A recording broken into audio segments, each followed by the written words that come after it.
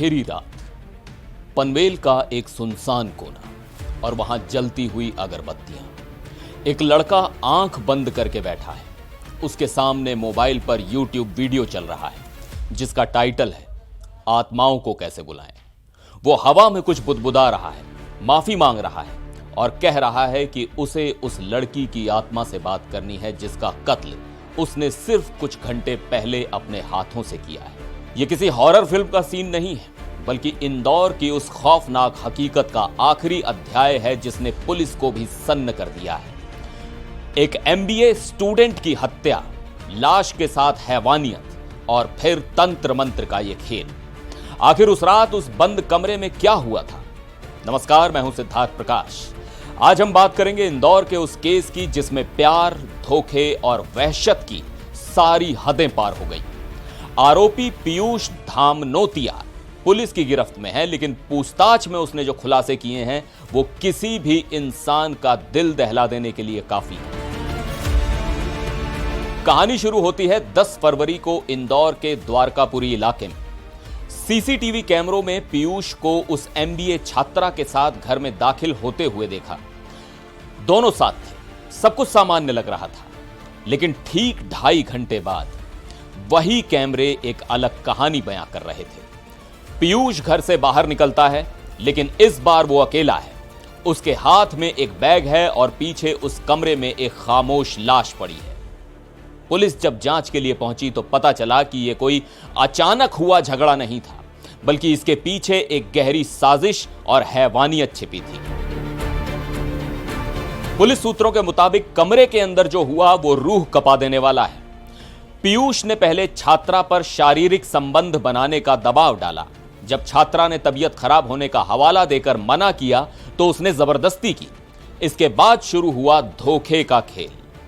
आरोपी पीयूष ने एक अजीब चाल चली। उसने लड़की से कहा कि वो उसे एक सरप्राइज गिफ्ट देना चाहता है। इसी बहाने उसने अपार्टमेंट में पड़ी रस्सियों से छात्रा के हाथ पैर बांध दिए और उसकी आंखों पर पट्टी बांध दी। लड़की को लगा शायद ये कोई खेल है, लेकिन पीयूष के इरादे बेहद खतरनाक थे। जब छात्रा को खतरे का एहसास हुआ और उसने विरोध किया तो पीयूष हैवान बन गया। उसने पहले उसके मुंह में कपड़ा ठूंसा और फिर उसकी छाती पर बैठ गया। वो तब तक उसने उसका गला घोंटा जब तक वो बेहोश नहीं हो गई।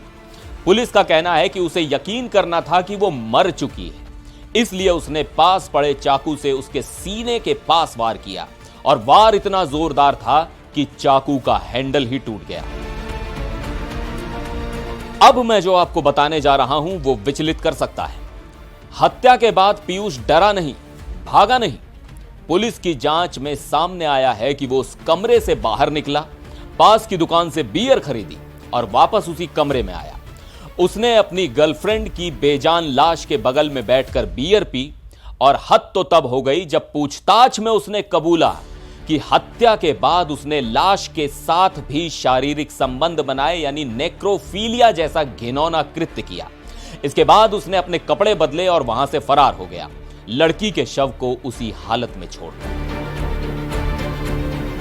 इस पूरी घटना का एक और पहलू है जो दिल तोड़ देता है। उसी दिन छात्रा अपने घर से आधार कार्ड सुधरवाने की बात कहकर निकली थी। उसने अपनी बहन को फोन कर कहा था कि वो पीयूष की बर्थडे पार्टी में भी जाएगी और रात 11 बजे तक लौट आएगी। लेकिन ठीक रात 11 बजे छात्रा के फोन से एक मैसेज आया, पापा से कह देना वो अब घर नहीं आएगी। इसके बाद फोन बंद हो गया। जांच में पता चला कि हत्या के बाद आरोपी ने छात्रा के फोन से उनके निजी पलों के 11 आपत्तिजनक वीडियो कॉलेज के ग्रुप्स में वायरल कर दिए। वही वीडियोस छात्रा के व्हाट्सएप स्टेटस पर भी लगा दिए ताकि उसके रिश्तेदार और दोस्त उसे देख सकें। यह हरकत बताती है कि आरोपी के दिमाग में किस हद तक जहर भरा था। हत्या के बाद पीयूष इंदौर से भागकर मुंबई के पनवेल पहुंचा। वहां वो पागलों की तरह मेट्रो स्टेशनों पर भटकता रहा। उसने सबूत मिटाने के लिए लड़की का मोबाइल तोड़ दिया, लेकिन सबसे अजीब चीज पुलिस को तब मिली जब वो पनवेल में उसके ठिकाने पर पहुंची। वहां पुलिस को एक सुनसान जगह पर अगरबत्तियां और पूजा का सामान मिला। पूछताछ में पता चला कि पीयूष YouTube पर वीडियो देख रहा था कि आत्मा को कैसे बुलाया जाता है। वो ब्लैक मैजिक यानी काला जादू करने की कोशिश कर रहा था। वो बार बार कह रहा था कि उसे लड़की की आत्मा से बात करनी है, माफी मांगनी है। पुलिस इसे उसका मानसिक असंतुलन मान रही है और शायद कानून से बचने का कोई नाटक। इंदौर के डीसीपी कृष्णलाल चंदानी ने पुष्टि की है कि आरोपी को मुंबई पुलिस की मदद से गिरफ्तार किया गया है। पीयूष ने बताया कि उसे शक था कि लड़की किसी और से बात करती है और शादी के लिए भी उसके घर वाले नहीं मान रहे थे। इसी शक और सनक ने एक हंसती खेलती जिंदगी को मौत के घाट उतार दिया।